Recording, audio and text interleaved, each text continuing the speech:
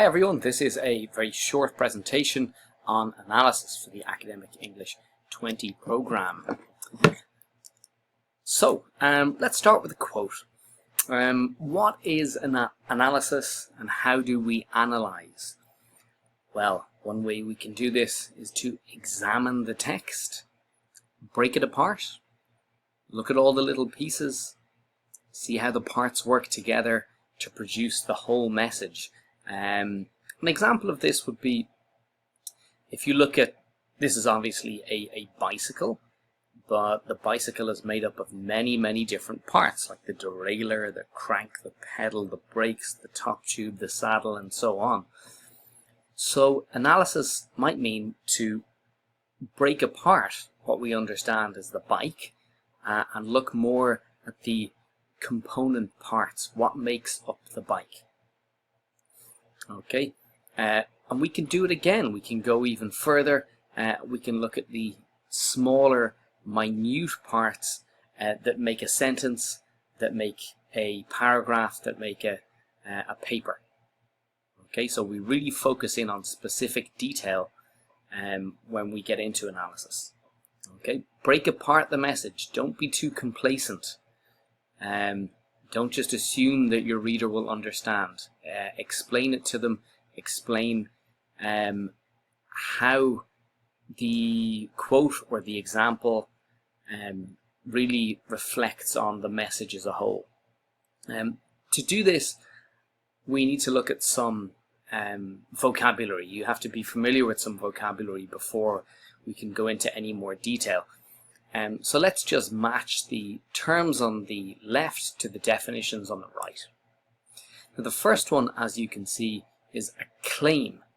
Okay, a claim is going to be your opinion, your argument. Okay, very often this is in the thesis statement, and you need a claim because it will anchor your paper and you can analyze more with it.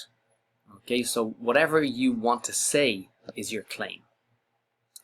Next part, to paraphrase, is you're expressing the ideas in a quote or an example, but in your own words. You're not just copying and pasting. Okay, so you might use some synonyms, some antonyms, some different word forms to help you do that. To interpret is to explain the meaning of a word or phrase. And usually this meaning is within the context of the prompt and the topic sentence, okay, showing that relationship. And again, it's usually in your own words. You're not saying the exact same thing, that's to paraphrase, but you're explaining the relevance of it to the reader. Next is analysis itself. Again, the key word here is specific language, very often in a quotation, and how it relates to the argument that you're making. Okay, so we really have to get specific with analysis. That's the most specific part of a paper. We move from the general to the specific. And the last one, evidence, and this is very often a quote or an example. Okay, and again, it's used to illustrate a claim. It can also be data, an observation, an anecdote, whatever you want it to be, but it's something solid that backs up your claim, that supports your claim. Okay, now that that's out of the way, let's move on. So, what should we do? We have some evidence, we have a quote, or we have an example that we want to look at.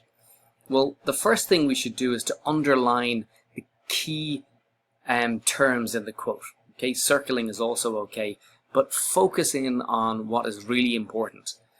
After we do that, we can paraphrase it in our own words. We don't have to use the same words. We use our own words to paraphrase and show that we've understood it. And after we've shown that we've understood it, we interpret the meaning and the quote to the reader. Okay, we explain the quote in our own terms. Why is it important? Why is it relevant?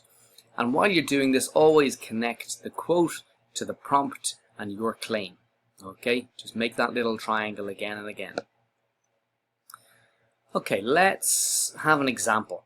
So, this is a quote which we are going to analyze. The first thing we do is to underline the key terms. As you can see, in English writing, when I make clear connections between the source material and my point, my AE instructor says my writing makes sense. In Chinese, when I make direct connections between the source material and my point, my teacher in China tells me my writing doesn't look intelligent. So what are the key words here? Well, we can see connections is in both of these. Okay, so that's a pretty key term. Source material as well. Okay, so we have source material and source material. And then there's the difference between English writing and Chinese writing. In English writing, it makes sense to make these connections clear.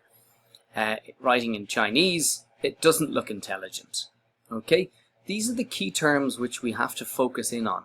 And the first thing we do with analysis is to circle, underline, highlight whatever we want to emphasize.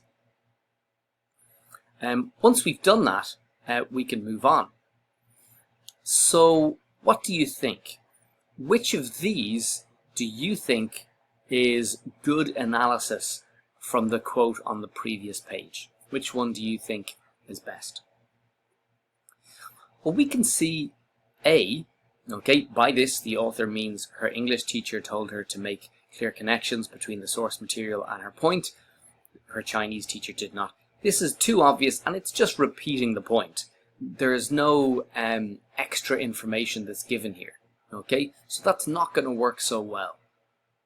The next one, another way that Chinese and English writing are different is paragraph development. Well, this one is just skipping to the next point. You haven't actually analyzed the language in the quote at all. You're just moving on to the next one. So that's not going to work very well either. You have to spend time with the quote, explain key terms. C, I agree with the author, she makes a good point. Well, this is just not analysis, okay? Just because you agree with the author doesn't mean that you're analyzing the quote. D is good, okay?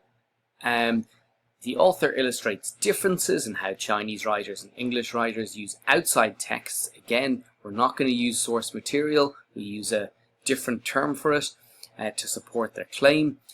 For her, English writers tend to make relationships clearer. Again, we don't say connections, we say relationships. So it's kind of paraphrasing and showing that you've understood the quote itself.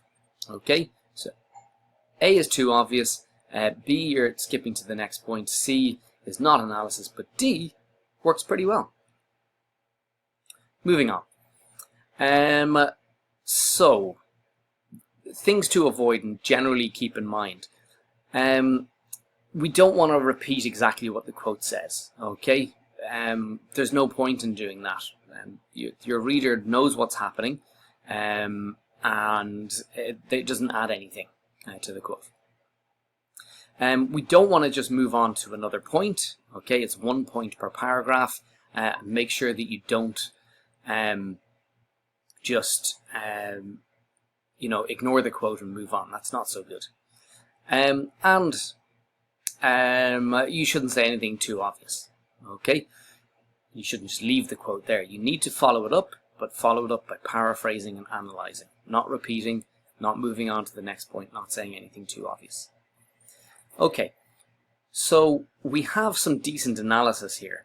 The next thing that we have to do is to develop this a little bit further. Well, how do we do that? Well, we ask why, we ask how, look at the cause, look at the result, use a conditional, and talk about personal experience. Any of these are fine. We just take it to the next step.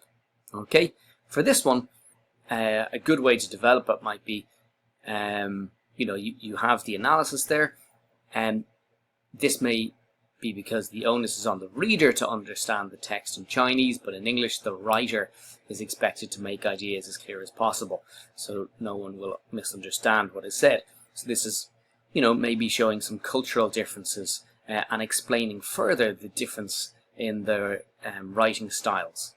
Okay, so there are many different ways to develop a point further. Just dig a little deeper, okay? Don't be satisfied with repeating points and circling around the same point. Try to go a little bit further. Okay, lastly, let's do a quick true or false. What do you think? Okay, so number one, good analysis means summarizing the ideas from the text accurately. This is false. Okay, we don't just want to summarize the ideas. We want to interpret them. We want to explain them. We want to show how they're relevant to the reader. The next one, number two, insightful analysis means extending the idea beyond what the quotation says. This is true. This is not just summarizing. We have to go a little bit further. Okay, explain the relevance of the quotation. Next one, analysis must always be based on quotations. This is false. You can use data. You can analyze data. You can analyze an example. You can analyze an anecdote, a story. Okay, show how it's relevant. It doesn't have to be a quotation, but it probably is most common in quotation form. The next one, my analysis should agree with what the author says. This is false. Okay, you can disagree with the author. That is a good thing. Okay, if you can pick them up on something and show how they may be wrong, that is going to be interesting for the reader, and I think we'll add something new to the dialogue. And the last one, my analysis should support the claims in my topic sentence. This is true. Okay, keep on making the connection between the prompt, your claim, and the quote. Okay, show how they're relevant, show how they're connected. Okay, that's it for now. Analysis is something that's a little bit difficult to do. The more knowledge you have of the topic, the easier it will be to analyze. Best of luck.